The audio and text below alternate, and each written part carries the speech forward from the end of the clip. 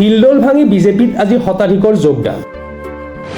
পলাশবাৰীত আজি কংগ্ৰেছ আপ অজাপৰ লগতে একাধিক অৰাজনৈতিক সংগঠনৰ পৰা অহা বহুকেইজনে কৰিলে যোগদান। মন্ত্ৰী পীযুষ হাজৰিকাৰ উপস্থিতিত উৰপুতস্থিত ভাৰতীয় জনতা পাৰ্টিৰ মুখ্য নিৰ্বাচনী কাৰ্যালয়ত যোগদান কাৰ্যসূচী। অসম বিধানসভা নিৰ্বাচনৰ প্ৰাক্ষণত আজি পলাশবাৰী সমষ্টিৰ উৰপুতস্থিত বিজেপি দলৰ নিৰ্বাচনী মুখ্য কাৰ্যালয়ত এক বৃহৎ যোগদান কাৰ্যসূচী অনুষ্ঠিত হয়। কংগ্ৰেছ, অজাপ, AIUDF, আম আদমি পাৰ্টিকে ধৰি একাধিক অৰাজনৈতিক সংগঠনৰ কেইবাগৰাকীও ব্যক্তিয়ে আনুষ্ঠানিকভাৱে ভাৰতীয় জনতা পাৰ্টিত যোগদান কৰে। আজি কাৰ্যালয়ত উপস্থিত সকলোৰে মুখে মুখে এটাই বাৰ্তা, হিমাংশু শেখৰ বৈশ্য আমাৰ নেতা। চাওক আজি যোগদান কৰা ব্যক্তিসকল।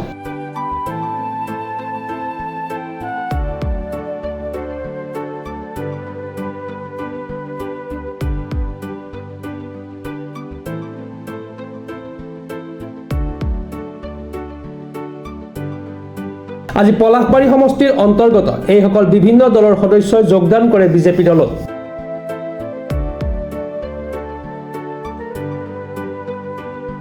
বিশেষকৈ নতুনকৈ সংযোজিত হোৱা ছয়গাঁও অঞ্চলৰ পৰা আজি অগপ আৰু কংগ্ৰেছ দলৰ বহুকেইগৰাকী সদস্যই আজি গেৰুৱা বসন পৰিধান কৰি হিমাংশু শেখৰ বৈশ্যৰ হাত শক্তিশালী কৰে।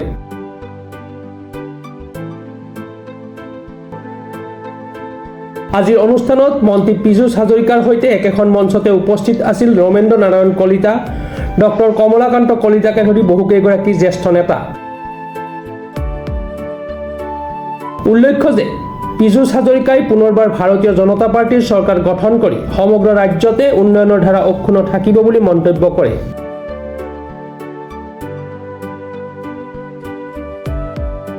ভাষণ প্ৰসংগত হিমাংশু শেখৰ বৈশ্যই এইবেলি অভিলেখ সংখ্যক ভোটত জয়লাভ কৰিব বুলি মন্তব্য কৰে।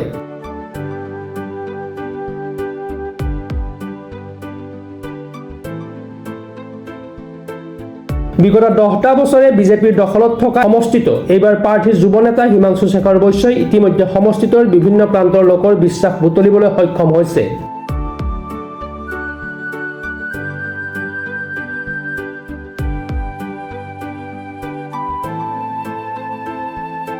নিউজ ডেস্ক ৰিপৰ্ট, প্ৰাতঃ টাইম ডিজিটেল।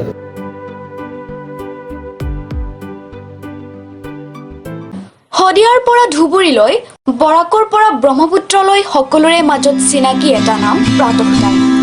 থলুৱা ভাষা, কৃষ্টি আৰু সত্য বাতৰিৰ আধাৰত প্ৰতিষ্ঠিত খবৰ প্ৰাতঃ টাইমৰ প্ৰতিটো বা বাতৰি পুংখানুপুংখভাৱে চাবলৈ Facebook, YouTube, website, Twitter, Instagram আৰু ব্লগাৰ পেজত